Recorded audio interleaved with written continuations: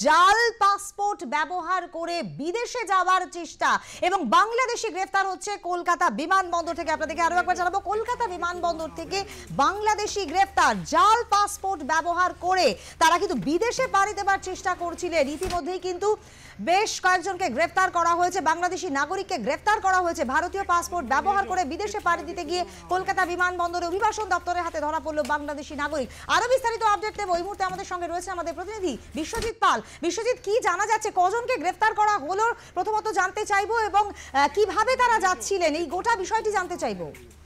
দেখো, যেটা আমরা প্রাথমিকভাবে জানতে পারছিলাম যে দমদম বিমানবন্দরের যে এনএসসিবিআই থানা আছে সেই থানা থেকে কিন্তু একজন বাংলাদেশিকে গ্রেপ্তার করা হয়েছে এবং সেই বাংলাদেশিকে গ্রেপ্তার করার দুটো কারণ রয়েছে।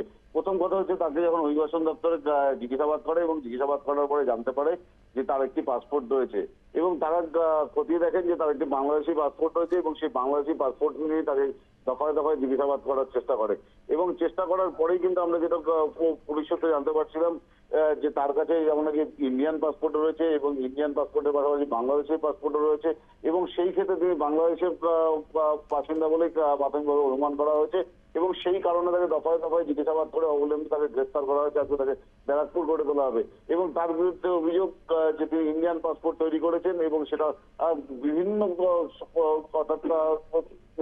এর মাধ্যমে সেই পাসপোর্ট তার কাছে পৌঁছে গিয়েছিল এবং এই পাসপোর্ট জালিয়াতি চক্র কিভাবে তিনি ইন্ডিয়ান পাসপোর্ট পেলেন তা খতিয়ে দেখছে এবং সেই কারণে কিন্তু তাকে আজকে ব্যারাকপুর করে তোলা হবে এবং পাশাপাশি কিন্তু তাকে নিজস্ব হেফাজতে নিতে চায় এবং 3 দিনের হেফাজত চাওয়া হবে এবং হেফাজত চাওয়ার পরে কিন্তু পুলিশ জানতে চাইবে যে এই পাসপোর্ট কোথা থেকে তিনি পেলেন এবং সেই ক্ষেত্রে দাঁড়িয়ে কিন্তু আমরা দেখতে পাচ্ছিলাম যে পুলিশ কিন্তু বারবার করে তাকে আজকে সকাল থেকে কিন্তু দফায় দফায় জিজ্ঞাসাবাদ করছে এবং ইতিমধ্যেই পুলিশ সূত্রে জানে যে এর পিছনে বড় কোনো চক্র রয়েছে বলে প্রাথমিকভাবে পুলিশের সেটাই অনুমান। বেশ, ধন্যবাদ। আমরা কথা বলছিলাম আমাদের প্রতিনিধি বিশ্বজিৎ পালের সঙ্গে। ভারতীয় পাসপোর্ট ব্যবহার করে বিদেশে পাড়ি দিতে গিয়ে কলকাতা বিমানবন্দর অভিবাসন দপ্তরের হাতে ধরা পড়ল বাংলাদেশি নাগরিক। ইতিমধ্যেই কিন্তু পুলিশের হাতে তাদের তুলে দেওয়া হয়েছে এবং এর পেছনে আরো কেউ জড়িত রয়েছে কিনা ইত্যাদি গোটা বিষয়টি নিয়ে কিন্তু তদন্ত শুরু হয়েছে।